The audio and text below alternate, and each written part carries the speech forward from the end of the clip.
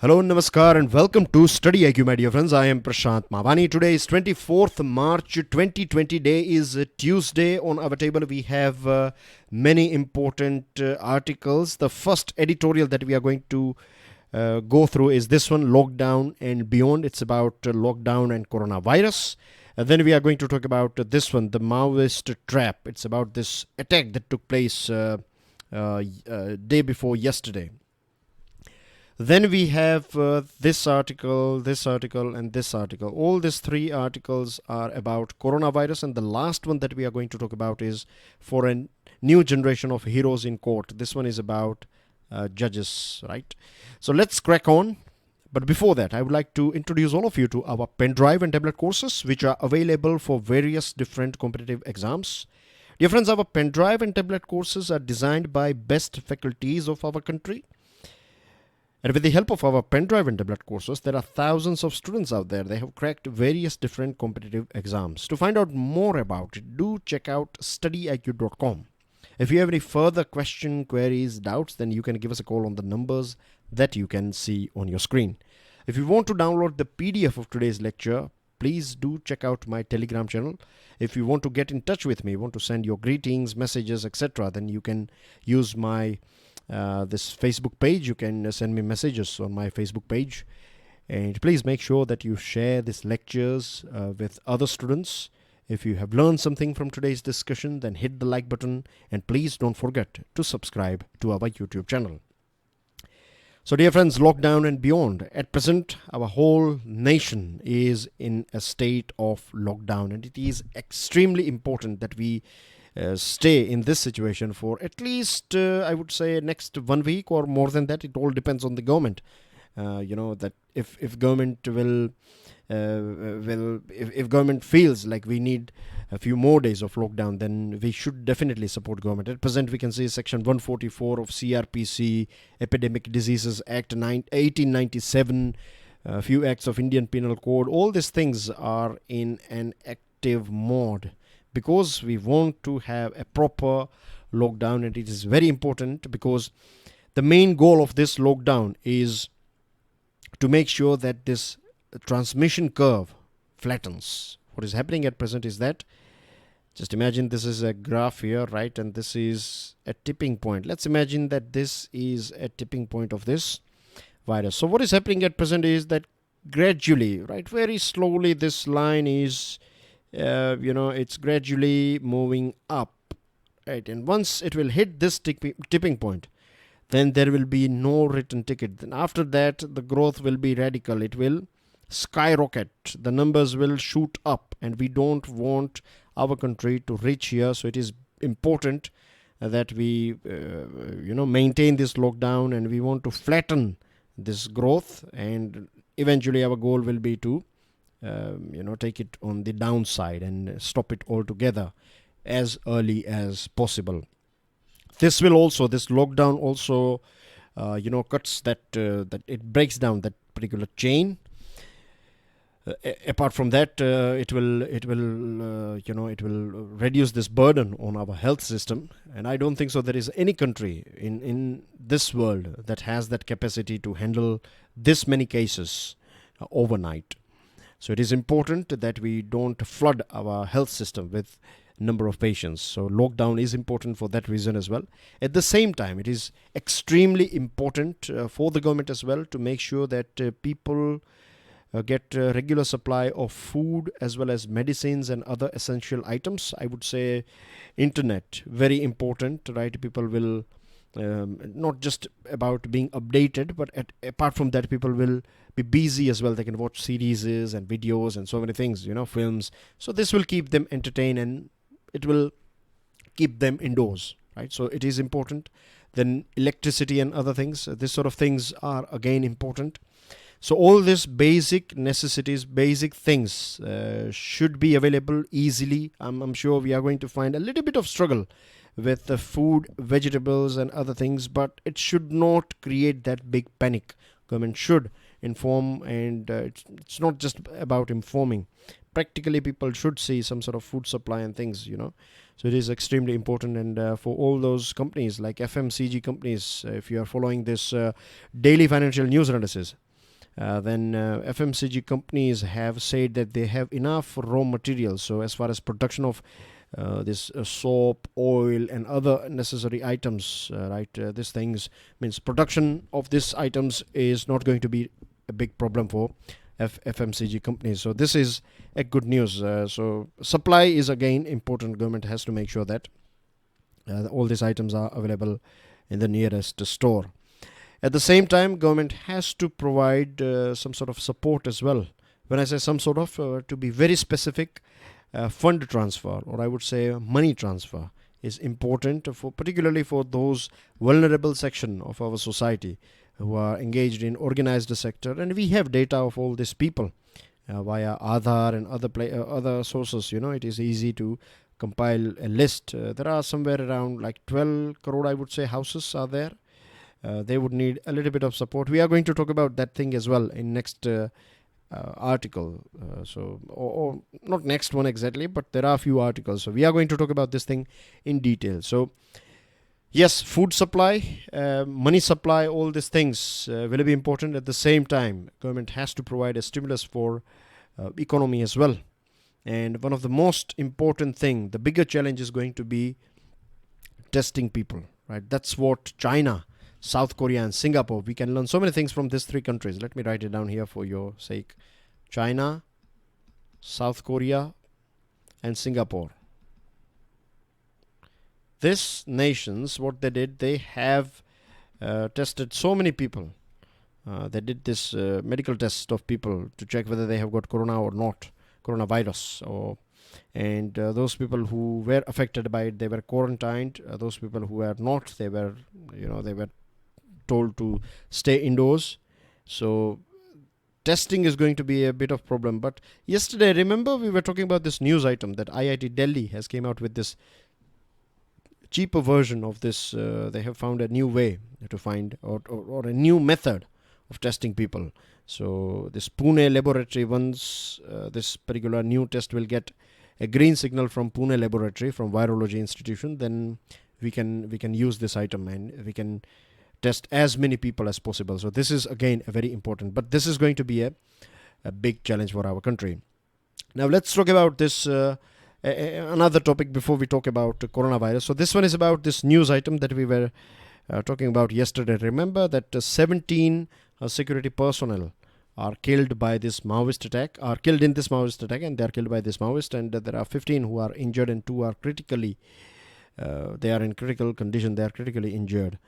And all this whole incident took place in this Sukma district, which is in Chhattisgarh, right? Sukma is infamous for this, Naxal movements. And as you can see here on your screen, you have this map of Red Corridor. You can see this whole Red Corridor. And predominantly in Chhattisgarh and parts of Jharkhand, you find this Naxal movements and Naxal influence. And it's a very dangerous area, of course. I'm sure if you'd be aware about this thing. But let me tell you an incident of 2012. IAS officer, I don't know his name. His surname was Paul. He was kidnapped, and he was kidnapped for, I think, a week or something, or a week or more than a week.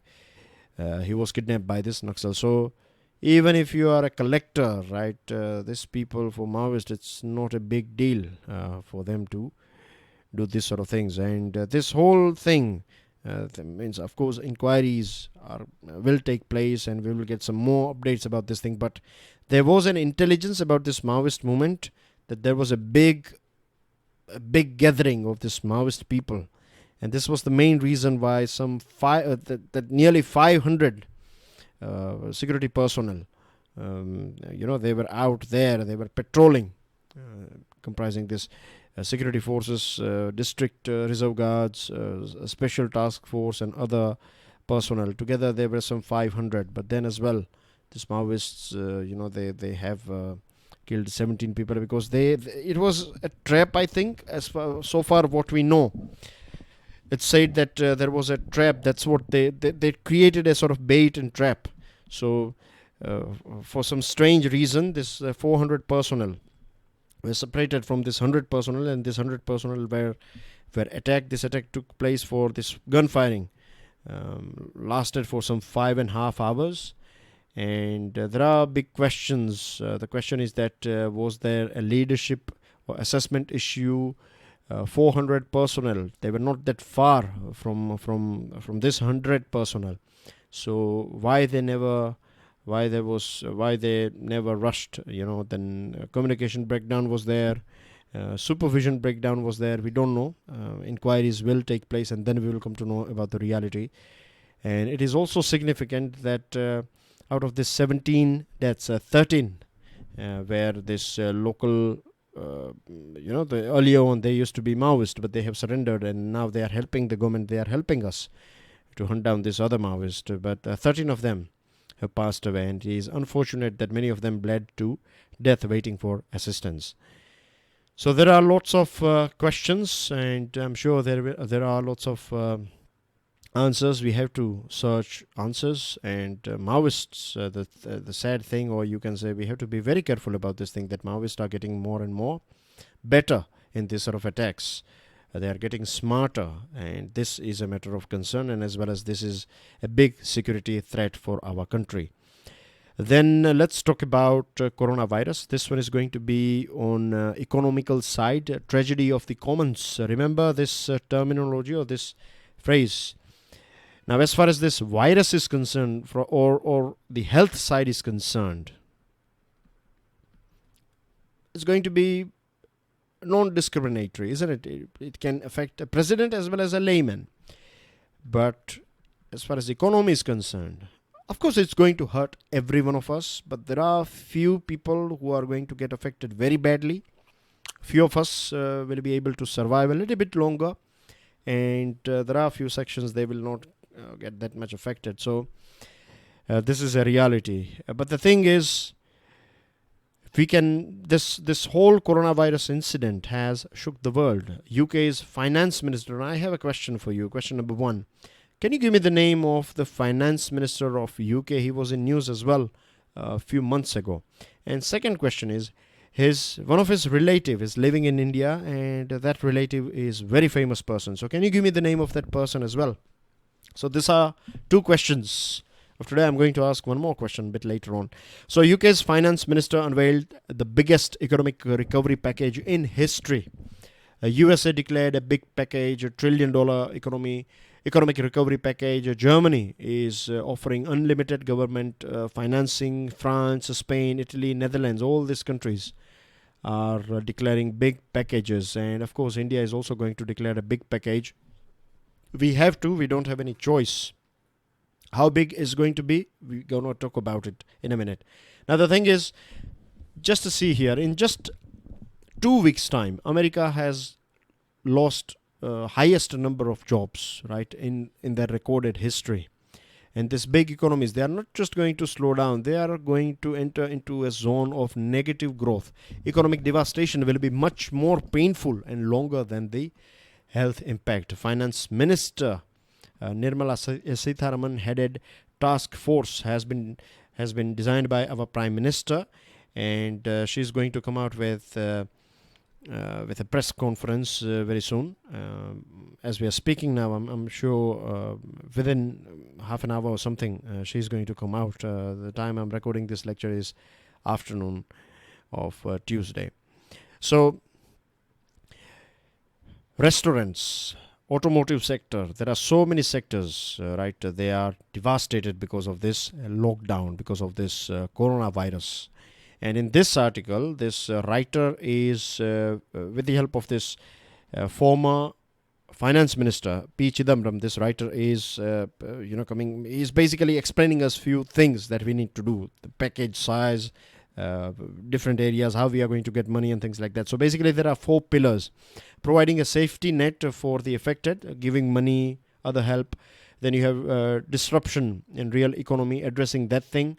Unclogging the impeding liquidity squeeze in financial system. And the 4th one is incentivizing the external sector of trade and economy. I'm going to explain all these things to you in a minute. But before that, I would like to remind you about this butterfly effect. Remember butterfly effect? We have talked about this thing few weeks ago. Basically, it means a small thing that becomes bigger and bigger, and then it snowballs into a big disaster. So that's what butterfly effect is all about. And can you give me the name of the person who invented this butterfly theory, this butterfly effect, to be precise? Not theory, butterfly effect. Who is the person who invented this phrase called butterfly effect? Give me the name of that person in the comment section. Now, that's this butterfly effect. That's what it looks like. This whole coronavirus thing. This snowball is getting bigger and bigger. It is getting faster and faster, and it is taking so many things with it as it is coming down, and it's going to take us down as well. Now, as far as this package is concerned, direct cash transfer of 3,000 a month is required, and we have to provide this 3,000 per month to 12 crore families. So we would be helping somewhere around 60 crore beneficiaries. For that, we would need 2.2 lakh crore rupees, and this is not just for 1 month. I'm talking about 6 months time. For 6 months, for next 6 months, government has to provide 3,000 rupees per month to all those vulnerable sections: agricultural laborers, farmers, daily wage earners, informal sector workers, and others. What we have to do is we have to sync this Pradhan Mantri Kisan Samman Nidhi or PM Kisan program with a budget of 75,000 crore can be subsumed into this program. We need to add MG Narega as well. And people will look for job once this lockdown and everything will get over. People will come out and they will be looking for job, particularly this unorganized sector people. So they can work in building new hospitals, clinics, rural roads and other infrastructure. So this is very important that government, this 2.2 lakh, somewhere around 2.2 lakh will be, 2.2 lakh crore will be required for there's 3 things, 3 into 1, providing cash transfer, this PM Kisan and MG Narega, 3 things. Keep these 3 things in your mind. Then food item. At present, Food Corporation of India is overflowing with excessive rice, wheat and unmilled paddy stocks. This is enough to provide 10 kilo rice and wheat to every Indian family. So all those families that are in, they are not financially that capable, they should be provided this food items via public distribution system. And this combination of basic income, so 3,000 per month, plus this right to work under MG Narega and this food grain. So this 3 things, this triangle will provide us this security safety net or secure safety net. So at least people will be able to survive, this tough time. I'm not saying they will flourish in these conditions, but at least they will be able to survive. Later on, we can think about progress and prosperity, but first priority is survival. COVID-19 testing, treatment, medical equipment and supplies capacity can be expanded through the private sector and be reimbursed directly for patient care. For that, we need 1.5 lakh crore rupees. Let's assume that we have to test and treat some 20 crore Indians. So for that, we would need 1.5 lakh crore rupees. So 2.2 plus 1.5 lakh crore. Then Reserve Bank of India has announced 1.5 lakh crore liquidity and credit backstop facility on Monday, which is very welcome move. Central bank must reduce repo rate, interest rate, and we have to provide 2-year tax holiday. Then we have to provide mortgage holidays, and there are other things. So all these things will roughly require 1 to 2 lakh crore rupees. So we are somewhere around 5 or 6 lakh crore rupees is required for financial year 2021. Now the question is from where we are going to get this much amount of money. Yes, there are ways through which we can get. For example, the budget has provided nearly 1 lakh crore rupees for national highways, roads and other things. We don't need to make that many highways at present. What we can do is we can use this 1 lakh crore rupees for development and all these things that we have discussed. Then government has kept aside some 40,000 crore rupees for telecom sector. So you have 1,40,000 states together. All states they spend some 40 lakh crore rupees. So I'm not saying that we should take all this money from the state, but at least all the states can contribute some 1 lakh to 2 lakh crore rupees. So we have one more, isn't it? Let's say 2 lakh crore rupees. And oil prices are going down. We can increase some excise duty, and in a year, government can make some 2 lakh crore rupees from that. So we can get somewhere around 5 lakh 40,000 or 6 lakh crore rupees is not going to be that big problem for our country. And we have to give this package. We have to look after our poor. It's not just about poor. We have to give some money for businesses as well. So all these things will cost us somewhere around 6 lakh crore rupees. And this is very important. We have to do it. There's no other option. A government has to provide hand holding. Now let's talk about this age of neoliberal virus. Again, this one is about coronavirus, and we are going to talk about some developed countries like Denmark. Now it's quite disturbing to know this thing that rich countries like Denmark, right? They are not doing what they should do. Generally, we think like these countries are well-to-do and they have money and they are more humane and they are more happy and all these things. But look at Denmark. The writer is providing us the ground reality of Denmark. Denmark is just like other European nations. It is testing only acute cases. If you have mild symptoms, then you can go home. You can self-isolate yourself. This is not acceptable at all. Right? This is very dangerous. And this coronavirus is definitely a dangerous thing. So I don't know why this Denmark and other European nations are not taking it that seriously. Now, a major burden of stopping the virus has been passed on to ordinary citizen. Government is giving you advices. Government is telling you what to do. It is giving you directives. But government is not spending money in this Denmark, in this developed country. And that's a very sad thing. And for past 2 decades, if we see, and this is not about Denmark, this is about every country, India included. If a big company will, or if government thinks a big company is sinking, right, very slowly, but if a company is going down, then government will use public money. It will pump that money to protect that company. And in fact, if we talk about Air India, right, Air India is a government company. But just imagine if Air India was a private player. It would have, closed its shutter for a very long before, ages ago. But it has survived because government was pumping public money in protecting this Air India. So far what we have seen, or this is a way of this has been a normal thing, that public money is used for this sort of things. But now I think after this coronavirus, it's going to be a big revolution in our country and around the world. People will demand more money for health facilities. People will not tolerate this sort of things, that if you don't have proper hospitals in your society and other, people will start demanding. And this is the right time as well to create that pressure, because at the end of the day, it is health, education, all these things we have in our country. Look at the state of government schools. Look at the state of this government hospitals, right? You cannot stay there for a few hours. They are so filthy, so dirty. And they don't have those facilities as well. And this is the main reason why we have this many private hospitals in our country. And people are selling their assets. They have to sell their houses. They have to, sell their gold. They have to sell everything they have to pay for medical bills. This has been a reality in our country for a very long period of time. But it was going on.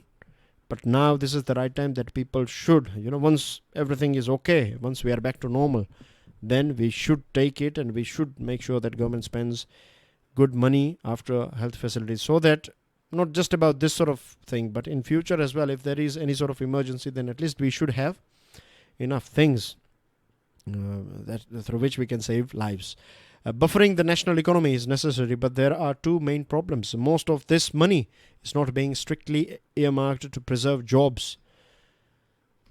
Of course, we have to, as I told you earlier on, that government has to provide a bit of hand holding. That means support is required, and government has to provide a support. But this support should be provided to not just big companies. First, this support should be provided to all those people who are working in unorganized sector. If we are going to support some companies, then MSMEs should be supported, And almost no country has put in comparable amounts into the health, social and educational aspect of combating this pandemic. The fact that 8,000 children die per day in this world, right? 8,000 per day. The virus that is killing this 8,000 kids, hunger. Hunger is killing 8,000 kids every day, but we don't take that thing that seriously. And the main medicine for hunger is food. Food is available in ample amount. We waste in our country maximum amount of food is we waste food, or the whole system is wasting food from farm to table, right? By the time it reaches our shelves, before that, storage and all these things are not good in our country. In developed countries, it is in their plate. They are good in processing, they're good in packing and things, but they take more food in their plate, and huge amount of food is going in the bin every day. So food is available, right? It is this lack of proper management. Because of that thing, there are so many kids, they are dying every day. Right, so there are so many things that we have to do to combat this pandemic, and there are other issues as well. And for that, we have to, I'm sure things are going to be different once things are settled, right? Things are going to be different. COVID-19, many tasks at hand. To truly contain this pandemic, we need to make a distinction between scientific information and misinformation. Even today, there are so many people, they believe in the WhatsApp messages and Facebook, and so many things are going on at present, like misinformation. There are scientific information as well, and that's a good thing, but misinformation is also there, and we need to remove and delete all this misinformation that is circulating. Then as far as this testing is concerned, as I told you, right, we need more testing facilities. We have to actively engage our people, and we have to educate them we have to make sure that they stay indoor. Providing full and free testing to all is very important. It should be available, it should be accessible. And public facilities, public hospitals, right, they are going to hit this saturation point in near future. I think many of them, they have already. They are working beyond their capacity. So we have to rope in private healthcare system as well. Now private healthcare, they run for profit, and they are not wrong in it. But government has to provide them. Government has to assure them that they will get the money. If they are spending something, then they will get each and every single penny from the government. And this lockdown, civil rights, these things are good for now, but we should make sure that they are not misused in future. Like government is keeping us behind the doors. So that's very important for us and for everyone. But surveillance in the name of disease control does not end up serving other purposes. We have to make sure that in China, what China has started doing, China is collecting more data now after this coronavirus outbreak. So we don't want to see that sort of thing. For a new generation of heroes in the court, this is going to be the last one. It's about judges, right? So this article starts with this story of Justice S. Muralidharan when he was leaving this Delhi High Court, when it was his last day. So there was a long queue of lawyers. They were waiting to greet him and say goodbye as well as thank you, because S. Muralidharan is known for his integrity, is known for his work ethics and things. And we are now at a time where we need heroes so that we can save our institutions, and our institutions can survive. Institutions outlast individuals. If you create a strong institution, if you create a good institution, then even if you are gone, if you are transferred, or if you are gone forever, then as well institutions will carry on. It will create more leaders. So the institutions are important, and for that we need big heroes to come with some changes. Now, in the last 50 years, we have seen political playbook take a clear form. We find that many judges are appointed. Then this particular article is not just about this Judge S. Muralidharan. It's also about this recent news item. Remember that Justice Ranjan Gogoi is appointed as Rajya Sabha MP. So he's not the first one. Earlier on as well, we have seen that there were politicians who were member of parliament. Then they entered, or they became High Court judge, and there was a particular judge. He became High Court judge, and then he was promoted to Supreme Court, and finally he got retired. And again he fought election and became an MP. Then we have seen judges becoming governor, or one particular judge. He became governor, P. Sathasivam. Many judges accepted diplomatic postings as well. So Lord Danning has said that once a man becomes a judge, he has nothing to gain from further promotion. That basically means that a judge should be judge. right? Forever. Forever in the sense, once he retires, he gets enough money, salary and this pensions and other things. So it's more than enough for a person to survive, right? It's more than enough, and trust me, it is more than enough. They are paid reasonably well, right? They are paid reasonably well.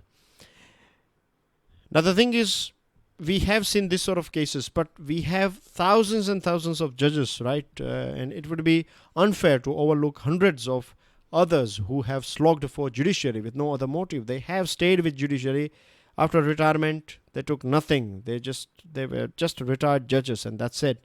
They never took any sort of office for profit, and that's a very important thing that we should celebrate. That we have this sort of judges, and there are many judges like this type of judges. So that's a good thing, and this is, I think, one of the reasons why our judiciary is still independent. As Charles Marshall has said, integrity is doing right thing when you don't have to do, or when you don't have to, when no one else is looking or will ever know, when there will be no congratulations or recognition for having done so.